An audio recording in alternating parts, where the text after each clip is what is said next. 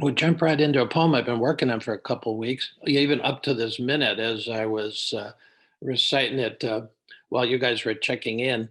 Oh, well, it kept changing, you know. So, that's the way it is with some poems. But if you've ever forgotten your password, if you ever try to get into something and then it demands your password and you type in something and then it says, no, wrong password. If I think everybody shares that. This poem is called The Ultimate Password. And it just occurred to me, wow, I wrote it out of the kind of frustrating of trying to find the damn password. Since then, I've actually got a kind of password app, but it became a metaphor for something else. So this is the ultimate password. We'll just dive into it and then we'll sort of break it open a little bit for each other. The ultimate password. Wouldn't that be nice? Well, it is here. After a 50-year pilgrimage through great books like the Gospels, the Sutras, most of Plato and Aristotle, Anna Karenina, the brothers Karamazov. After Newtonian mechanics, Einstein's special and general theory of relativity, quantum mechanics, and string theory.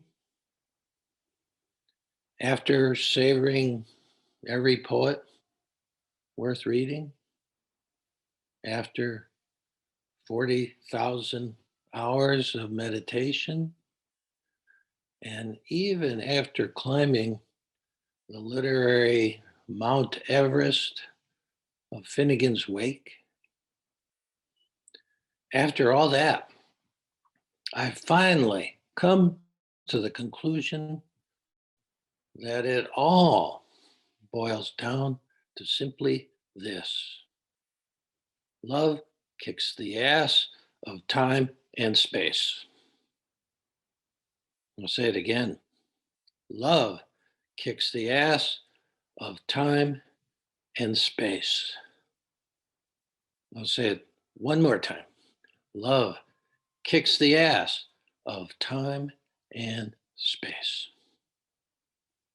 But that's really a past sentence. So let's boil it down further to this ultimate password. LKTAOTAS.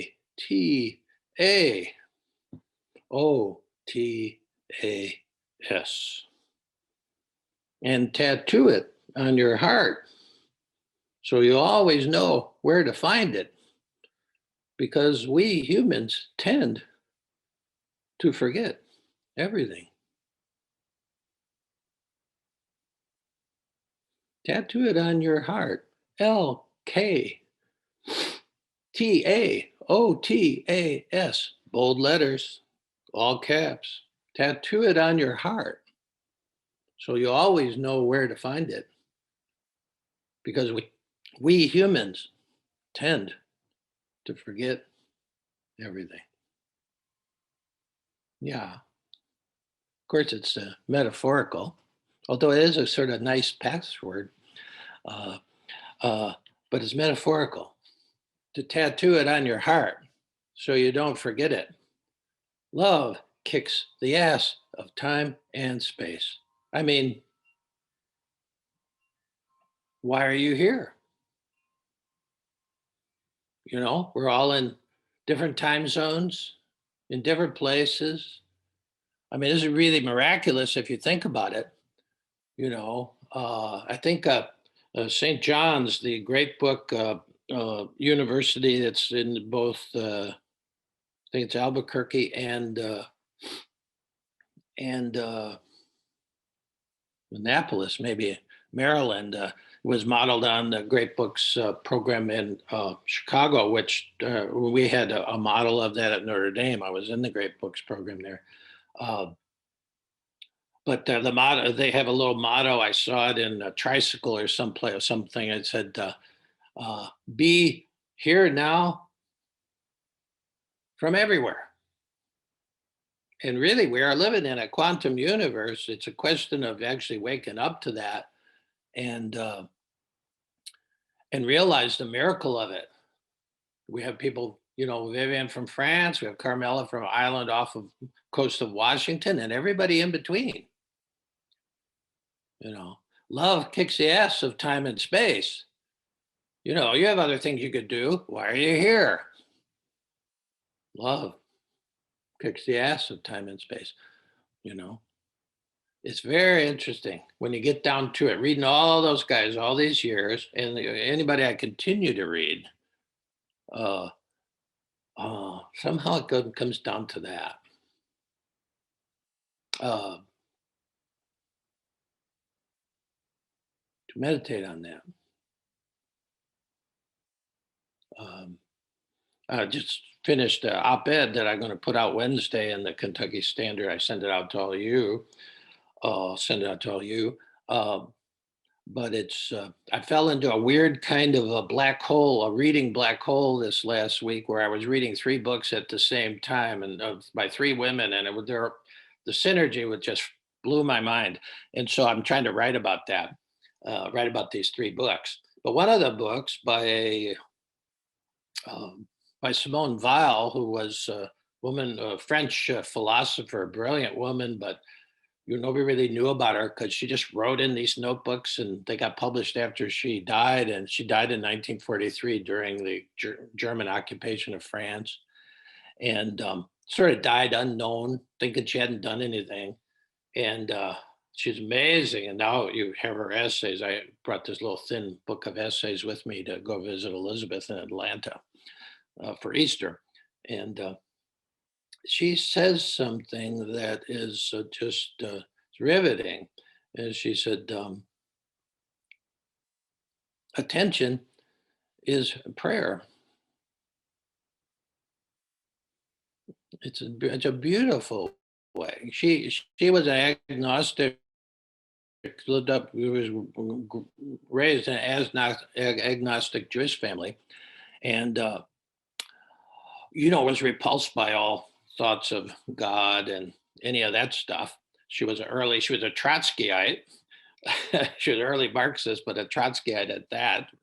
But then somehow the divine just took hold of her, and she gives us a clue, and she says, "Attention is prayer." And you could say, "Attention is love." But if you really love something or somebody, you're paying attention to them. Yeah.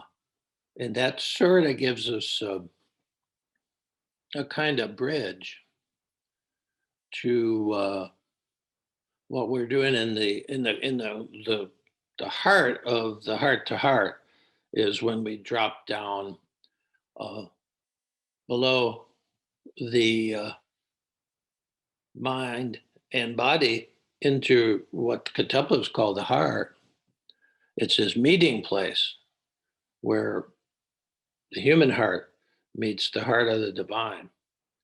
I mean, I was part of what quantum physics explains or works with is they're working with the invisible.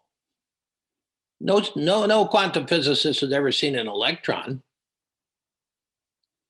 They only know electrons exist, and everything else, gluons, quarks, all these they're so small that they're invisible even to our own electron microscopes. The only reason they know that those things exist is because they see the indirect effects of them. For instance, the double slot experiment, which is the classic, they shoot photons or pulses of light, and the way the light reacts shows what's actually they're bumping into, but they've never seen an electron. Despite all those, styrofoam models that you had in your science class, nobody's ever seen one. Well, that's not much different than the mystics of all the generations. Who's seeing God?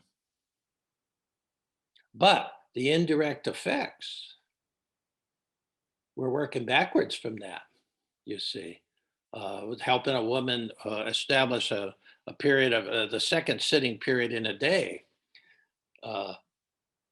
She's been just sitting in the mornings, but then I I've been helping her establish that second sitting period right before dinner, and you know, she's not seeing God any more than I'm seeing God, but she's noticing the effects. You see, of just like the photon gun, you're shooting um, your attention, your presence into something that's invisible.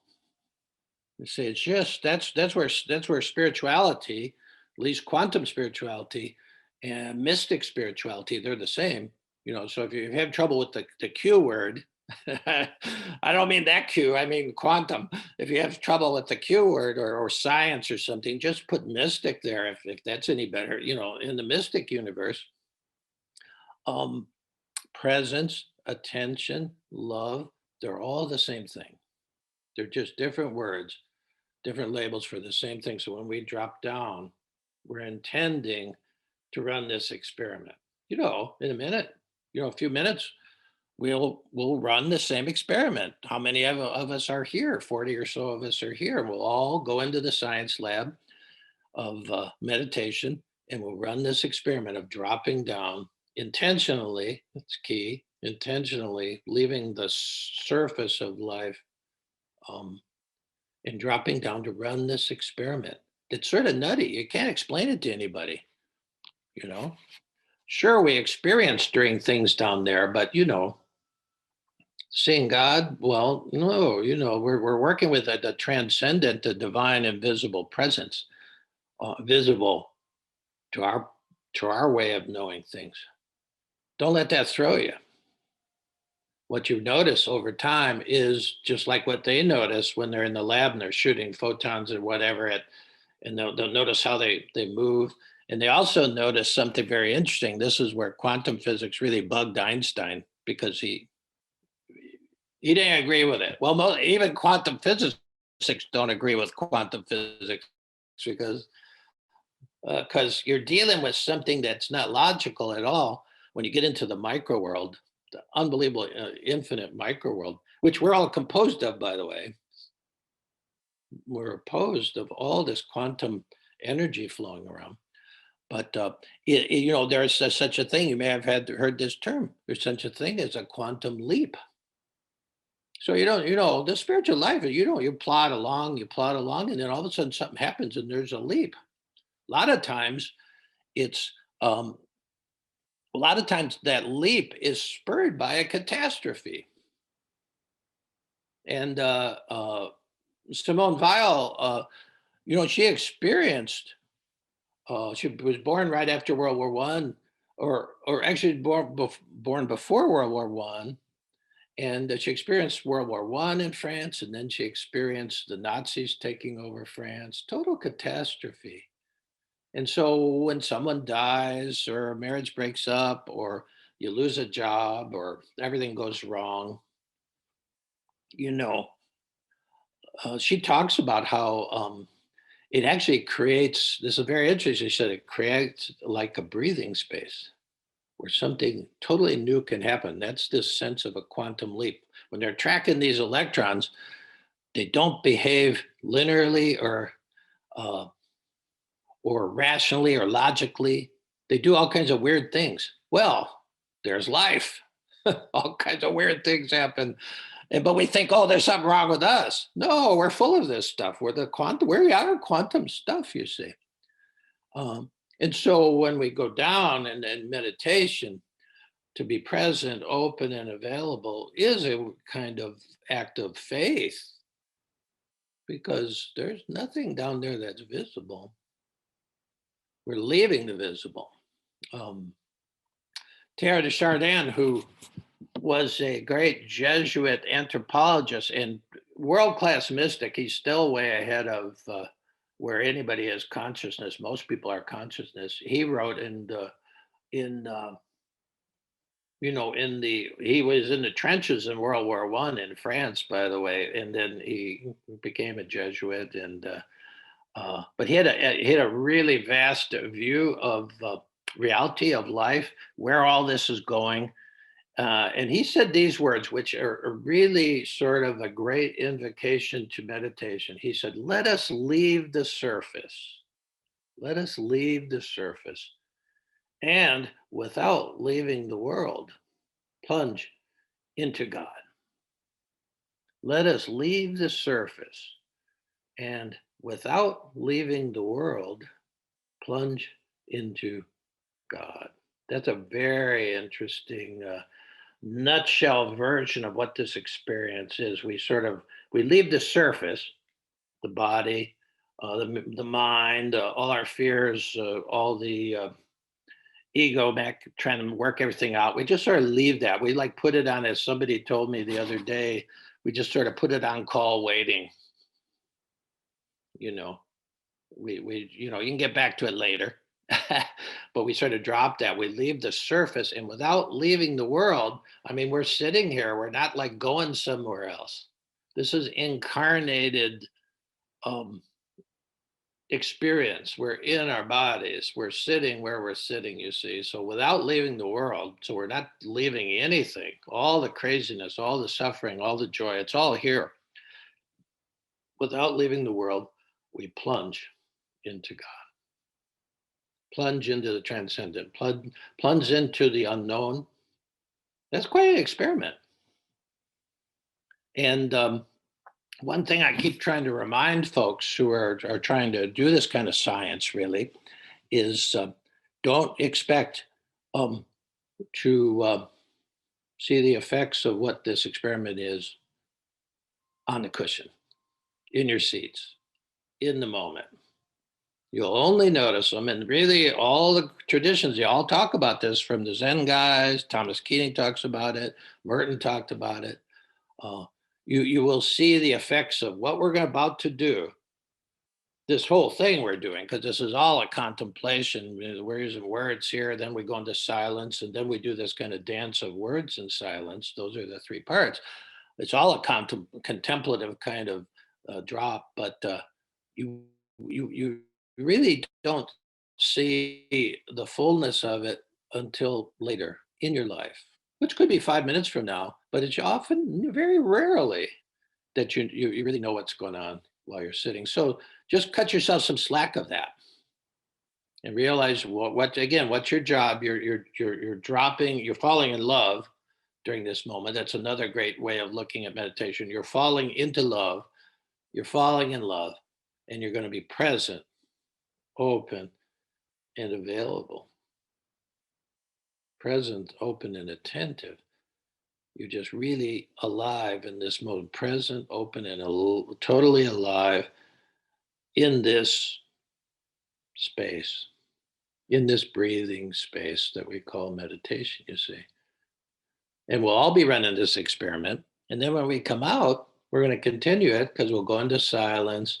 But then if words rise up, the really what's become in the last year, what's become the rich part of this of heart to heart is the contemplative dialogue that happens in the third part. Because not trying to impress anybody. It's just when you've had an experience, um, whatever it is, oh, it's worth sharing. And then the whole group has that experience. You see the magnification of what we're doing. Because if you just receive it just the way the person received it in the emptiness, then uh, you have the experience too. And whatever you do with it is whatever you do with it. But that is that's becoming really very quickly the last, especially in the last month or so, the real richest part of it is the dialogue at the end, the contemplative dialogue. So let's uh,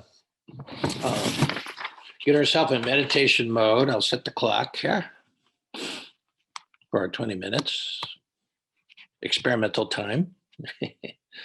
and I'll just say a few words to launch us. I'll repeat a couple of times that quote from Teilhard today, just to let it sink in, just to let it sink in. So if you can get yourself quiet and uh, eyes shut for most of us, your hands where they can just rest.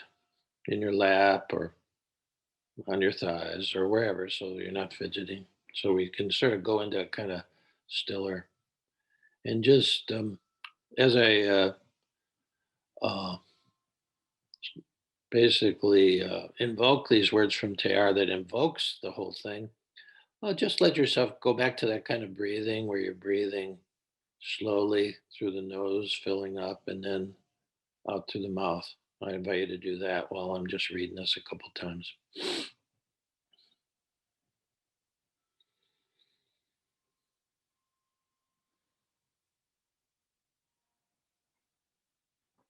Let us leave the surface and, without leaving the world, plunge into God.